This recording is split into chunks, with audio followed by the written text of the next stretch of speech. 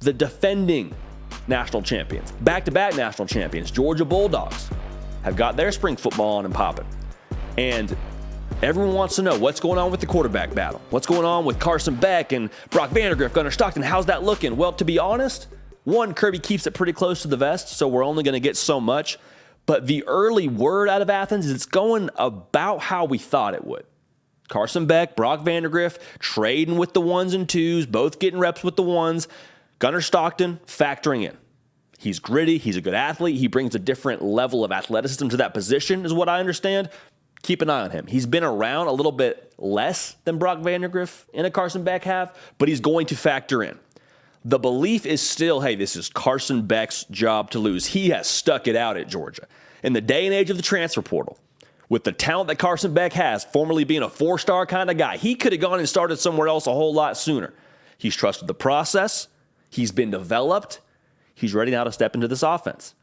And they switched OCs, like Todd Monken went to the NFL. You love that for him if you're a Georgia fan. Mike Bobo now going to be calling plays. The feeling is it's going to kind of be the same flavor offensively.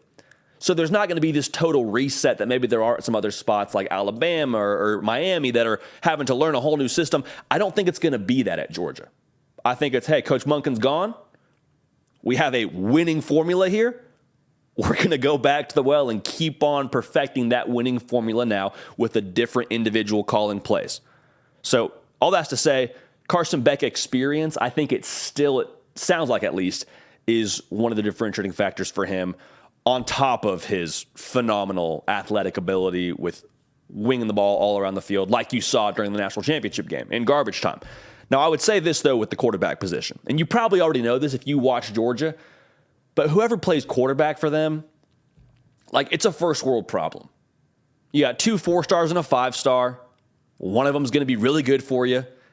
The entire operation around them, offensively and defensively, going to be really good for you. It's really only going to matter who's playing quarterback for Georgia like 2 to 3 games this year.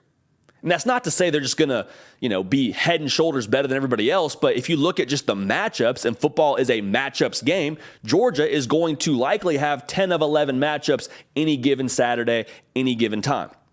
Now they play Tennessee. That'll be a really good game. That'll be a big-time matchup. Hopefully yours truly is at that one where they got South Carolina early in the year. So there's some games that you got to keep an eye on. Obviously, the SEC title, assuming they get there, will be a big one. But what I'm trying to tell you is the quarterback for Georgia, I don't think will really be put to the test too often this season. I think it'll be a little bit more of a let's execute around them, get the ball to playmakers, and let's let this quarterback sort of find their rhythm. Is my own personal feel on it. Okay, so Georgia's still Georgia. The quarterback is going to be someone with a lot of stars who is next to their name. Again, feels like right now in spring football, it's Carson Beck. So we'll keep an eye on that. Really quickly, got to do it. Make sure you're subscribed. Appreciate everyone tuned in live. Appreciate everyone tuned in on the podcast. We love y'all, man. If you're on the podcast, you're about that life. So thank you for that. Also, follow me on Instagram. Follow me on Twitter, @JDPakel. Now, think about last year's Georgia team. How they did things. A lot of 12 personnel, which is just football terminology for you had 2 tight ends on the field a whole heck of a lot of the time. Because you had Darnell Washington, who was an offensive tackle who could go catch passes for you, gone to the league, and you had Brock Bowers. Brock Bowers is coming back. Like I said, Darnell Washington is set to go make millions here pretty soon. And you're happy for him. You got 2 tight ends that are making waves throughout spring football right now. And one that was a little bit more of a pleasant surprise for Georgia fans is freshman Lawson Lucky. They had a scrimmage this past Saturday. Did Georgia? He had multiple touchdowns during that scrimmage. Okay, so one, that's impressive for a freshman to show out like that in a scrimmage. The other interesting note is that one of those touchdowns was like a catch-and-run breakaway touchdown. One, tight ends, you don't typically see that if you're not Brock Bowers. Like usually it's, hey, win on your route, go win one-on-one, get a jump ball in the end zone or a shorter sort of touchdown. To have a catch and breakaway run for a touchdown as a tight end, 1, is impressive. 2, to do it against Georgia, against Georgia's defense. You know how many freak shows they got on the defensive side of the ball? And you had a catch and run touchdown? Lawson Lucky is a great athlete. And that's what that tells me. And it just tells me they're going to be able to still be flexible at the tight end position with what he's bringing to the table. So the rich get richer is what I'm saying here. Lawson Lucky is going to be a dude for you. He's only a freshman. but they're really pleased with him. Oscar Delp is someone who I expect to be that other starting tight end next to Brock Bowers. And so far, you already knew he was a good receiver. Like, you knew that coming out of high school. He was going to be a matchup problem. He's going to be a threat for you in the pass game. But they're encouraged by what he's done over the offseason by adding some mass to that frame. Sounds like he's bulked up a little bit. He's going to be able to help you in the run game. Okay, so there's not so much the concern of, well, we had Darnell Washington, who was another offensive lineman. Now we got a tight end who's still trying to figure out how to block. No, Oscar Delp beefing up, progressed a lot in his blocking towards the end of the year, and should carry that over this coming fall. So what does this all mean according to the tight end position? It just means that Georgia's not going to change what they do. Like, they're a team that doesn't have to change what they do because they still have the personnel to do what they did a season ago. Yeah, you lost a really big human being, but you still can play bully ball with your tight ends, and you still have matchup problems when it comes to the pass game. Ain't nobody covering Brock Bowers one-on-one. I'm just telling you that right now. Brock Bowers will see very little one-on-one coverage if these teams don't get schemed up by Mike Bobo.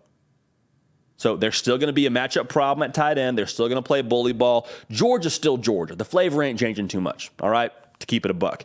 Now, on defense, there's a very real cornerback battle going on right now in Athens, Georgia. Okay, so the bad news is Keely Ringo gone to the league. It's the price of being successful at Georgia. The NFL wants you. Coach or player, the NFL wants you. Kamari Lassiter is pretty comfortably cornerback one. Like I said, bad news, Keely Ringo's gone to the league. The good news is you have, count them, not one, not two, not three, not four, but 5 corners that were all 4 stars coming out of high school. Translation, they're going to be okay at corner. Who's in contention, you ask? Dalen Everett, Julian Humphrey, Nyland Green, A.J. Harris, and Smoke Bowie. So at Georgia, a place that preaches competition, the cream's going to rise at the top. Okay? The best player is going to play out of that group. And if for whatever reason they have a slow start, or they're not the guy, or they kind of fall apart early in the year, guess what? You got 4 other 4-star cats waiting for a chance to jump in and be that next corner. So they got options. I wouldn't be surprised if they had some depth there throughout the year and played a couple of guys. But Kamari Lassiter, a solid cornerback one for you. You got 5 really good 4-star options to step up. It's not to say that Keely Ringo won't be missed, but I'm just telling you, like, Georgia is reaping the benefits of how well they have recruited.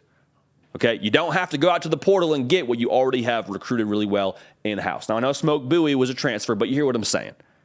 You recruit at an elite level, you get to develop it and put it in place when that time does come.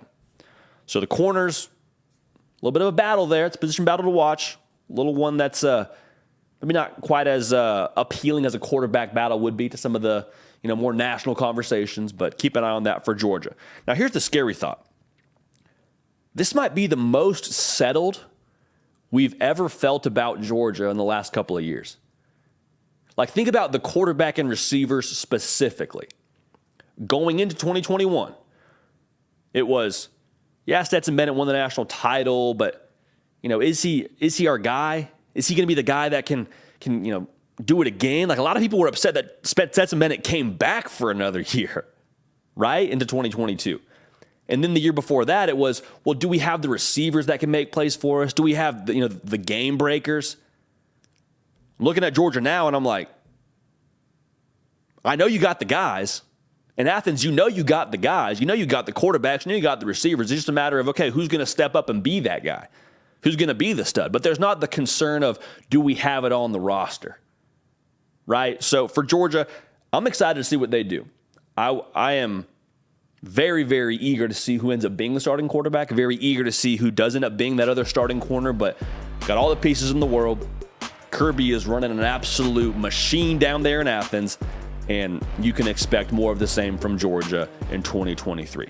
Hey, y'all, thanks so much for watching. Subscribe to the channel here to make sure you don't miss an episode of The Hard Count. Also, be sure to check out other videos on the On3 YouTube channel.